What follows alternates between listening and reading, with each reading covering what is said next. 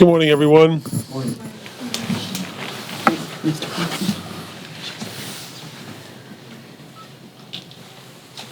One moment. Here he comes. We're good. Here he is. Good morning, everyone. I'm Congressman Joe Crowley, representing the 14th Congressional District, Queens and Bronx, New York, and the chair of the Democratic Caucus. And I'm joined by my good friend and colleague as vice chair of the Democratic Caucus from California, Linda Sanchez, as well as our great comrade and colleague from Texas, Congressman Mark Vesey, who will speak about the issue of the Voting Rights Act. We all know the result of last night's elections, and we're all a bit disappointed here this morning. The great efforts that were put forth both in Georgia and in South Carolina. It's a tough day for Democrats in the losses that we sustained, but we are heartened by the progress that we've made in looking at these results. In all of these special elections thus far, we've seen dramatic shifts in the percentage of losses we've taken in the past has really turned around dramatically. In the case of Georgia 6, we know that typically in this district, a Republican wins by 20-plus points, and last night's win for them was incredibly much more narrow than it has in the past, as the same in the race in South Carolina. But what we need to do to continue to do is to focus on the issues that are going to help elect Democrats nationally. And as much as I think people in Washington tend to focus on the issues of Russia and the president and the Republicans' inability to get much of anything accomplished, I always hearken back to Tip O'Neill, and all politics is local. We need to focus on the local issues. That's what gets Democrats elected, and really reaching out and speaking to people in those terms in which they understand, which is very, very local and not Washington speak. Issues like, for me, which are immigration reform, expanding access to affordable health care, ending Citizens United, ensuring working families are supported and given every opportunity they need to grow, easing the crushing burden of student debt. Those are some of the issues that I hear about back home on a daily basis. So it is even ever more important, especially when we see the Senate Republicans working under a cloak of secrecy in the movement on their so-called affordable health care plan. When it's done in secrecy, without hearings, without really any input at all from our Democratic colleagues in the Senate, what they're attempting to do in the Senate is actually makes the House look like Boy Scouts. It's incredible, the secrecy. It's really not typical for the Senate to work in this way. But it's, in fact, in many respects, even worse than what took place in the House of Representatives, but with the same result. And that is, we believe that at least 23 million Americans will lose their health insurance. Doing this without a CBO score, something that I know many of my Senate colleagues criticized the House Republicans moving forward their bill without that score. And even Republican members of the U.S. Senate criticizing their own leadership for doing this in a backroom way, in a backroom deal. It's not the way in which legislation of such magnitude should be addressed. It is a way in which you can accomplish a political goal, but it's not the way in which we should be trying to accomplish a policy goal. And that is ensuring that more people are covered, that people who have pre-existing conditions can afford their insurance, that people who are between the ages of 50 and 65 don't see an increase in their insurance coverage simply because of their age. Those are the types of things that need to be addressed that will not be addressed certainly in the House version of the bill or in anything I think that the Senate would pass that would try to get House votes. It doesn't seem possible without including Democrats in the Senate and hopefully one day here in the House of Representatives. But with that, let me now turn over to my colleague, the Vice Chair of the Caucus, Linda Sanchez. Thank you, Joe. Good morning, everyone, and thank you for being here. As a member of the Ways and Means Committee, I wanted to start by mentioning Speaker Ryan's remarks on tax reform yesterday. I hope that when Americans hear about the proposals to fix the tax code that the Republicans are proposing, their first question is, fix it for whom? Tax reform done the wrong way is not going to help working families in my district in Southeast Los Angeles or across the country. We have to reject the flawed belief that tax cuts somehow pay for themselves. They do not. That is not true. I don't want to see unpaid for tax cuts end up costing working families their Social Security or their Medicare. And that's what the Republican plan is attempting to do. A meaningful and a lasting update to our tax code has to create a fairer and simpler tax code for Americans and small businesses. It has to level the playing field so American businesses can compete globally. And it has to prioritize fairness for all families, not give benefits to the wealthy at the cost of working Americans. And that's what I'm going to be focused on achieving as we work to reform our clunky and outdated tax code. And I really wish my Republican colleagues on that committee would reach out to the Democrats on that committee for ideas and ways in which we can accomplish those goals. They don't really seem to be interested in those goals, to be honest. I want to switch gears and I want to talk a little bit about the effort by Democrats this week to try to protect voting rights for all Americans. I want to thank Congressman Mark Vesey from Texas for joining us today. He's going to be talking about this important issue. I'm very alarmed about what I see happening across this country with states passing very restrictive laws to try to erode the vote for many Americans and for communities that have historically been challenged in terms of access to the voting box. We have seen attempts to try to restrict the number of voters in order to affect elections. States across the country are targeting minority communities' voting abilities, and unfortunately, the Supreme Court's decision in Shelby County 4 years ago left millions of voters vulnerable to state legislators that are focused on limiting voting rights for minority communities rather than trying to help more people participate in a democratic process. Voting rights are the cornerstone of civil rights, and our right to vote is essential for our democracy, as essential as freedom of speech. Our vote is our ability to have our voice heard every election day. It's the great equalizer in America, and we need to strengthen our voting rights to ensure that everybody has that opportunity to voice their opinions. Voting is one of the most fundamental rights that we have. It's a right that many people have struggled and even died to achieve, and we cannot turn back the clock on those rights.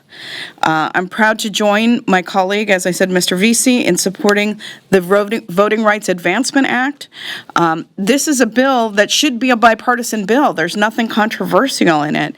Everyone should be fighting to help increase access for eligible Americans to have access to the ballot box. We should not be attempting to make it more restrictive for eligible Americans to vote. We've fought too hard for the right to vote.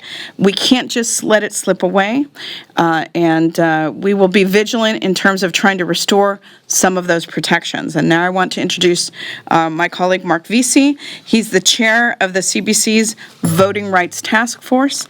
Take it away, Mark. Thank you very much, Vice Chairman Sanchez and Chairman Crowley.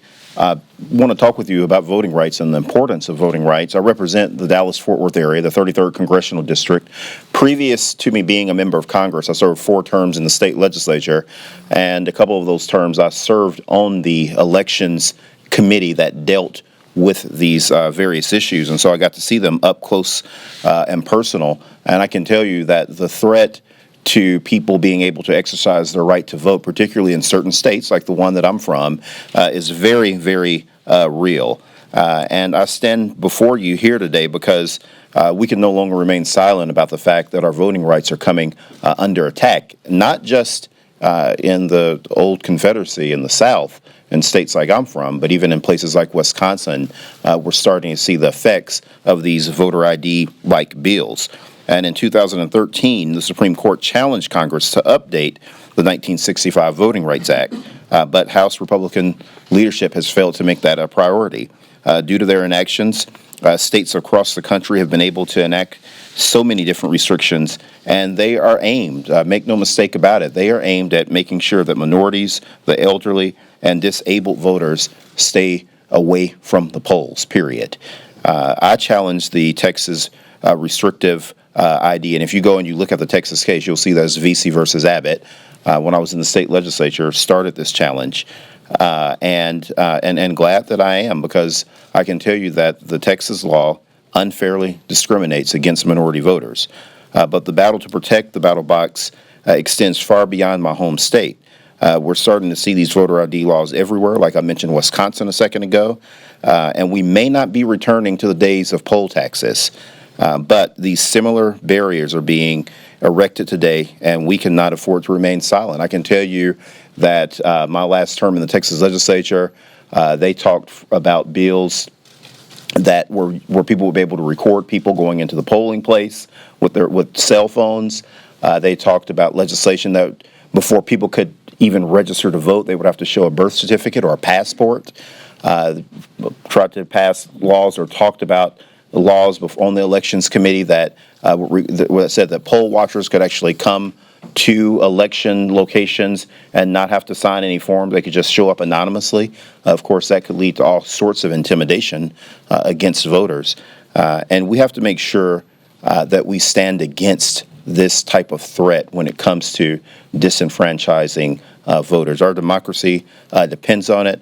And I'm happy that my colleagues are here to talk about this very important issue today and that we're making it a priority, because what's happening out there is very real. Thank you, Mark. With that, we'll open up for questions. Yes, Congressman Seth Moulton tweeted last night about the race in Georgia, and he said, this better be a wake-up call for Democrats. Business as usual isn't working. It's time to stop rehashing 2016 and talk about the future. Is Congressman Moulton right? We'll have an opportunity to evaluate the election results of just yesterday, last night, and not only in Georgia and in South Carolina, but all those elections. As I said earlier, I think it's important to thank those who were responsible for the effort that took place, where we saw such a swing in terms of response of support in Georgia for the Democratic candidate that was really unprecedented. So I think we'll have an opportunity, and we'll have a healthy discussion within our caucus. I think it's time for us to refocus and push forward our efforts to win back the House in 2018. And that's what our focus is going to be, and we're going to continue to do that. I think whether it's Seth Moulton or others will have an opportunity to express their concerns or their visions to move our caucus forward, and at the appropriate time we'll have that discussion. Yes. Just to follow up on that, this was such an expensive race. We've seen really just tens of millions of dollars pour into that district from Democratic donors.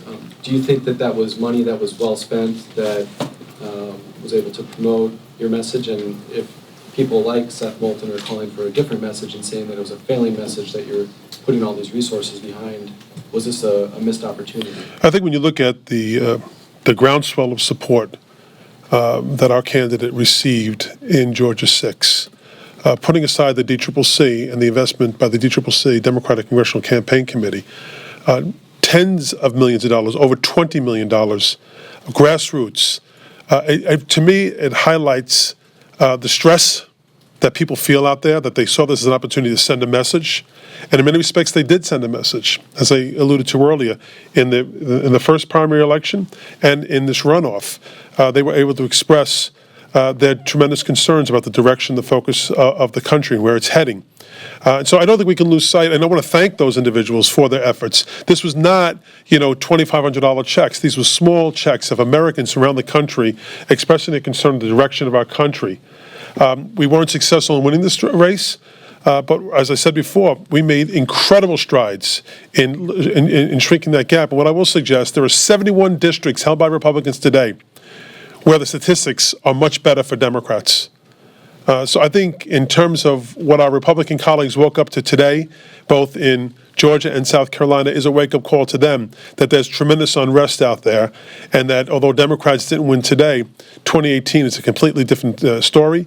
And, if you look back at '06, we didn't win a single special election. We took back the House in '06, but never won a single special election. And I think opportunities abound for us in 2018. Yeah, I just wanted to add to that. There was a tremendous amount of outpouring of support and excitement and engagement. You could see that in this race. It's a tough district. John Lewis, who spoke at Caucus this morning, was on the ground there yesterday. He talked about the fact that people flew in from other parts of the country to make sure that their 90-year-old father made it to the polls to vote. That, to me, shows a tremendous amount of investment in that race. And it's not always the message that, you can blame for losses. Will we do an assessment and figure out what was successful? Yeah. Do we have a toehold in that district now? Hell yeah. I mean, Republicans may be gloating that they've won that seat, but that was a seat that in the previous election, the Republican candidate won by more than 20 points. To come within a hair's breadth of winning that seat in a special election is nothing short of extraordinary. There is a lot of positive momentum going forward, and I think those investments in races in tough districts like this may not yield the fruit this election cycle, but it certainly makes the ground fertile for future election cycles. Yes. For Congresswoman Sanchez, what are the most pressing tax policy problems you want Democrats to try and solve? Well, there are a number. I mean, we need to make sure that we create a level playing field for small and medium-sized businesses in this country versus multinational companies that can leverage their offshore holdings using the, tax code that we have now that is outdated and clunky to gain an advantage. We need to make sure that the tax code is distributionally neutral so that you don't have one segment of the population that it gets all the benefits and it's pushed onto the shoulders of others to pay for that. We need to revamp our tax code, get rid of a lot of the junk that sits in the tax code that's accumulated, over the last 20 years.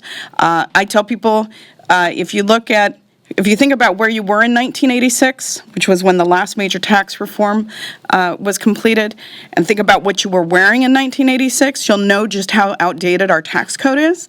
There are new technologies that didn't exist in the last major tax reform that we need to, include in the new tax code moving forward. I think for the average citizen, they want it simpler, and so that people can actually fill out their own tax returns. But again, we can't talk about goals of tax reform as just make it simpler, because if it's unfair, simpler isn't great for America's working families. We need to make investments in things like increased training for high-tech manufacturing and high-process manufacturing, which will help, with a lot of the unemployment in this country. We have jobs that are currently, they can't find workers with the skills to fill, so there's a mismatch. And we can do that through incentives in the tax code. As a working mom, giving some relief to working parents and working families, the cost of childcare, if you're a working parent, and I'm lucky that I'm not a single working parent, but there are plenty of single head of households out there that have to decide whether to even go back into the workforce because the cost of childcare pretty much eats up that paycheck. We have people that are not participating in the workforce that could be, because the cost of childcare is prohibitively expensive. So there are a whole host of priorities that I have for that tax code that, members on the Democratic side have some great ideas. We're not being consulted. We're not being asked for our ideas. The tax bill, much like the healthcare bill in the Senate, is being worked on behind closed door, very small group of people. We get dribs and drabs of what might be in it, and when we ask questions, nobody answers our questions with any specificity. This is not a way to create good policy for America, to have 2 or 3 people in a room writing something without vetting it, without hearings on it, without markups on it.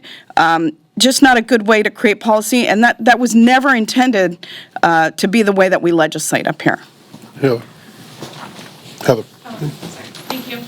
I saw your hand before, that's why. I predetermined you were going to be, sorry, Mike. How effective were the GOP ads vilifying Leader Pelosi? How much do you think they contributed to the loss in Georgia? And how do you take back the House if they keep up this barrage heading into the midterm? This is nothing new in terms of using political figures to attack, and I think both sides are somewhat guilty of doing that, or if that's the right term, we use those ads. Even John Boehner had them used against him, Paul Ryan we do. I think what I can say to you is something that I found sickening was the use of an ad based on the shooting that took place last week here in Washington. The gross nature of that advertisement to incentivize those who would blame the far left or the left or Democrats, quite frankly, for that incident. That ad was not taken down soon enough, that some networks ran it, even though they probably knew it was beyond the pale, as we say. I think we'll have an opportunity to look at all the ads on all sides that were ran, all the issues, all the warts that existed in evaluating the results of this election, but the day after is a little too soon to be making evaluations. But I can say that whether it's the incredibly negative ads towards Leader Pelosi, but in particular light, the ad in reference to the shootings at last week's baseball practice, I found personally incredibly volatile and disgusting. I'll come to Mike and I'll come to you. Yeah. You mentioned that nobody back home is talking about Russia or talking about Putin, but a lot of Democrats here on Capitol Hill are talking about Russia and talking about Putin, and there's a certain level of indignation, and you're trying to focus on that element of the story. As you refocus, as you said, the message post-Georgia, do you think that you're focusing too much on that issue, and do you think you're focusing too much on Donald Trump in particular, like you did in November 2016? Yeah. Our democracy was attacked, and I think it's worthwhile to spend time trying to investigate how and why that happened. And so I think discussion of Russia and potential Russia connections is a valid one, and we have investigations that are going on, and we want those to continue. We want to see where the facts lead us, and I think it is important to keep our eye on that issue. But we can walk and chew gum at the same time. When I go back to my district, my constituents, some of them are upset and want to see where the investigations lead. But I would say the majority of the people in my district talk about other issues that impact them on a day-to-day basis. Will they have a job? Will they have financial security to be able to retire? Will they be able to afford college tuition for their kid? Will they lose their health care coverage now that they want to take away the ACA? And I think those are more real issues for constituents that are struggling. So I talk about those, but I also talk about what is going on because it's important that we get to the bottom of what has happened. And I am hopeful that the independent investigation of Mueller will yield the answers that we deserve to have as a democracy.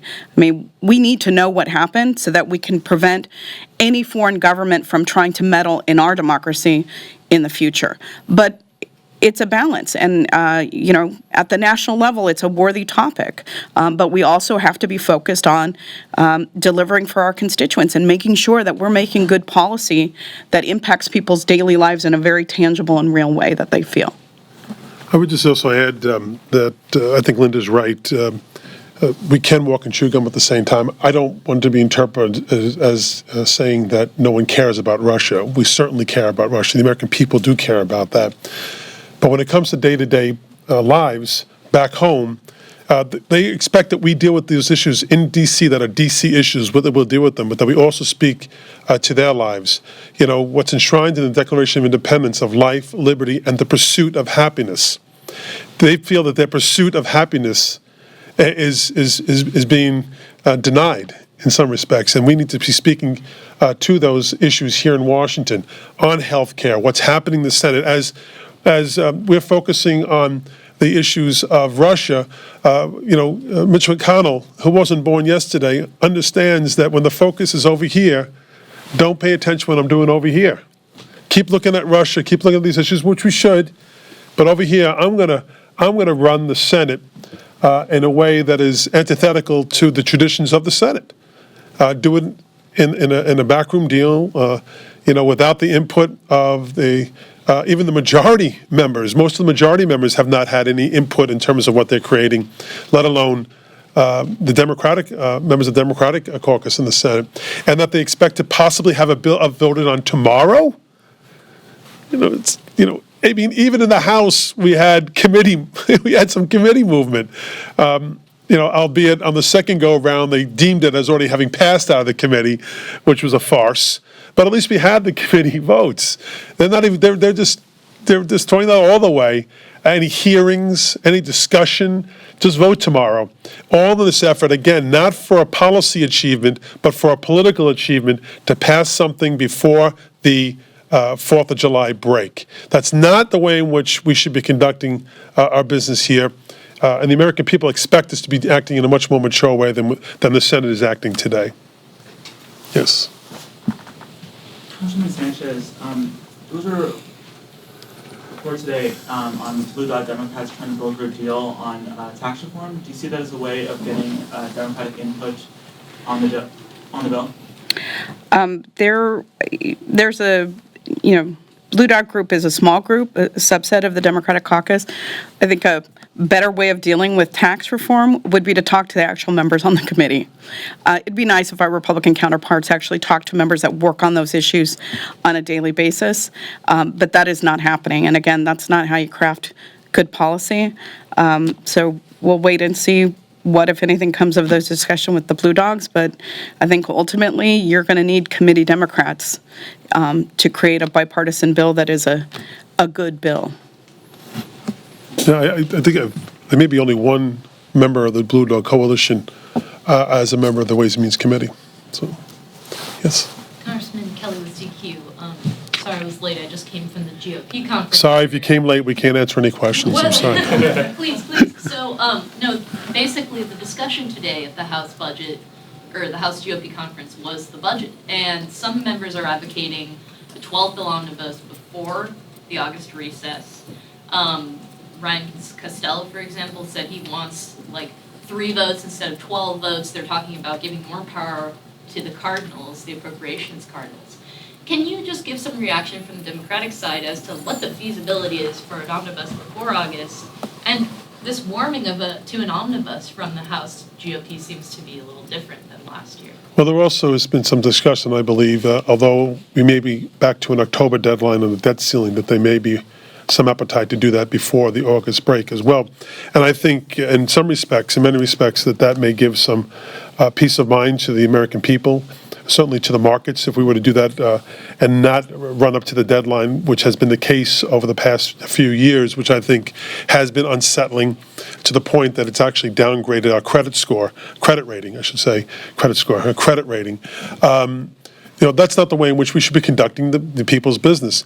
I do think that when the Cardinals, or in this case, in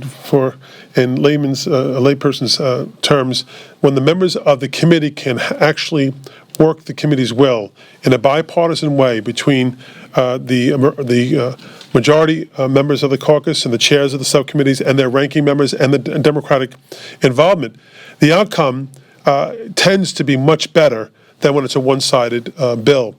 And so I would encourage regular order in the sense that we are talking to each other. We saw that happen in the omnibus bill that we passed through the end of the year that had both Democrat and Republican support for Democratic and Republican support for that bill.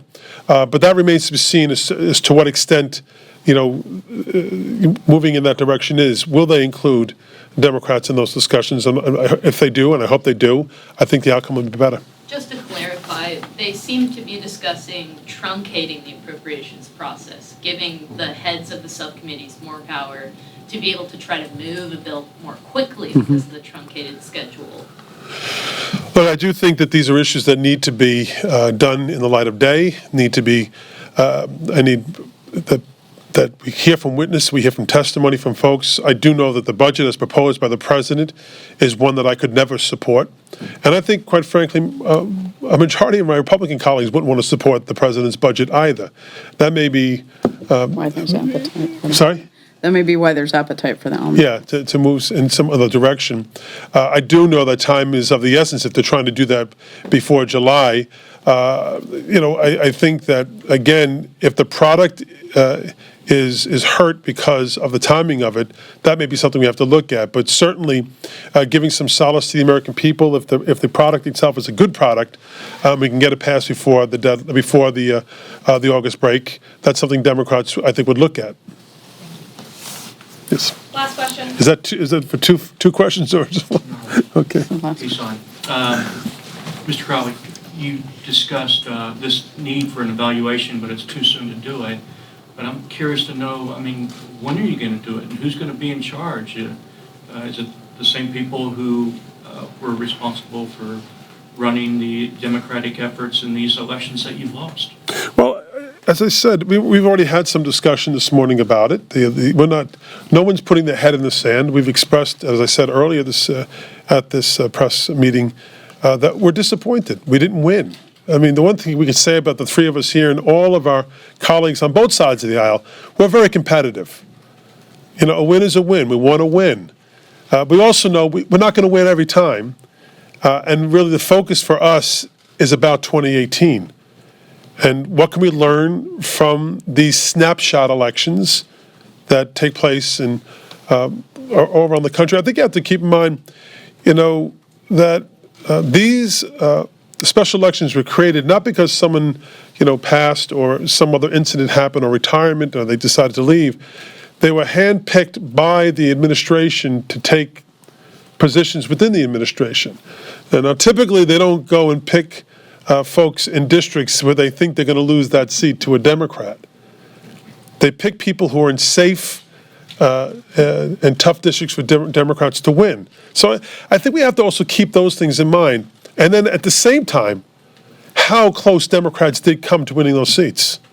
Again, it's not a win. We want the win. We'd like to have that talking point. But I think focus here is on what do we need to do to win in 2018? And that's what we'll have a discussion on, as well as the results of these elections, and we'll continue to do that.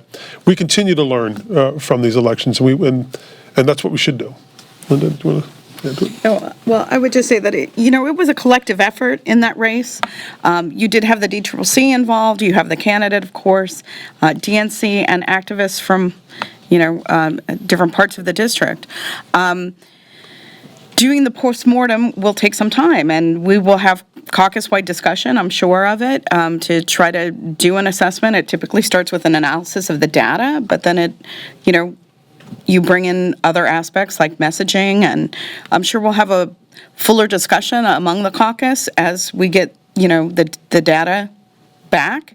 But it's a little bit early to stand here and give you a reason why that we were not successful there and, what needs to change. I think that discussion will happen, that will unfold over the next couple of months.